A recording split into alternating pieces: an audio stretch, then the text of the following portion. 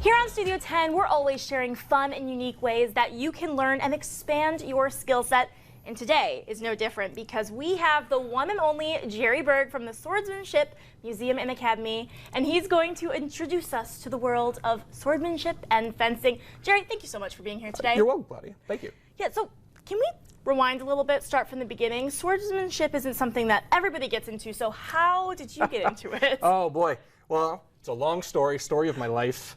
I first had an interest in history already, thank you video games, and then also that continued through college. Okay. But while I was in college, I joined a kind of pseudo-historical Renaissance fair group, and they happened to have a subgroup that was about Renaissance fencing. Now, there wasn't any actual fencing. In fact, they used bamboo shinai, which is part of kendo training, and garden gloves, and that was the only protection.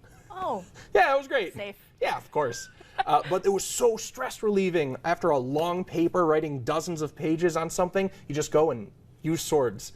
And it was fun, but then I thought, why don't I fuse my interest in history and sword fighting and maybe see if someone wrote a manual or wrote a guide on how to sword fight back when it was a legitimate life or death skill. Yeah. I found one online. I was so fascinated, I studied and practiced the techniques and brought them back to this club, and I started winning. And I thought, oh my gosh, there's viability to these techniques. That stuck with me. I started doing a teaching or a leadership role in that club. I graduated. I started teaching in a community continuing education program. Now, when I think of, this is just gonna show how much I love Disney, but when I think of fencing, I think of that really infamous scene in The Parent Trap where the girls are fencing and that's how they meet each other. Mm-hmm. But we all know that fencing is much older than the late 90s, and this isn't actually the same skill that they're using in that movie. We talk about that a little bit, the history, and then what is this actually called? Right. So fencing, just to give the basic of that one, that is a continuing tradition of swordsmanship that dates back, centuries. Yeah. But the key word is it's a continuing tradition. Okay. It continued even beyond when swords and sword fighting was a legitimate battlefield or life and death self-defense skill. And it manipulated and changed to a sport Olympic version that we have today. If someone were to come in and want to learn a little bit about this, what would they learn? Oh my gosh. So the first thing that they would learn is that most of what you see in movies and TV is not what you see in human history. You would learn all sorts of fundamentals, things like body mechanics and footwork and gripping, various ways to grab the sword. Okay. But you also realize it's all about efficiency.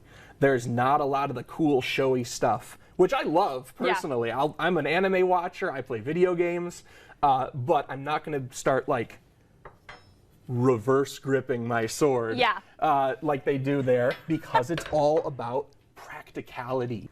All right, Jerry, we're here. We've got our swords, our weapons. What are you going to teach me? I'm going to teach you the fundamentals of German traditional longsword that was used from the 1300s through the 1600s. Okay. And it's really cool. That sounds cool. The first thing we're going to do is learn how to actually grab our sword. Okay. And so there's a very basic way to do it. If you can give me a thumbs up, we're going to use our right hand, which is our dominant hand, and give that thumbs up right along the blade here so that you're doing great. So you can put your thumb actually on the blade. Perfect. Okay. Haha. And then take your non-dominant hand and grab it as far down the handle as you possibly can. Okay. This is important. You're not baseball grabbing. You're not Conan the Barbarianing this. That's true.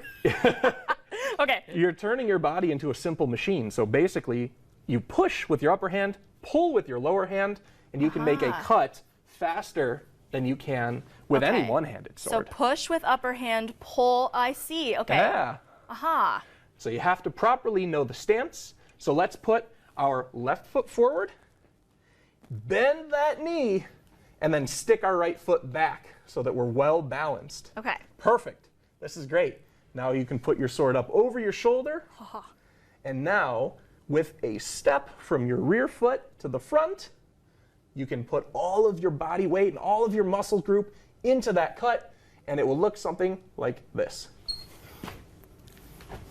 This is cool. Okay, so Up to the front. Yes! Yay! Perfect. How can people keep up with you? Check us out on Facebook. And then we also, in terms of classes, have 4 locations across West Michigan. Grand Rapids is our main location, but we also have classes in Holland, Muskegon, and Kalamazoo, and we're looking to expand to even more cities as well. Thank you so much, Jerry. It was a pleasure. I feel empowered already. I feel like I'm one with history. This was such a great experience. Thank you so much. I hope that it is an experience that all of you guys out here can come and be a part of as well. Absolutely, and we'll have all that information online right after.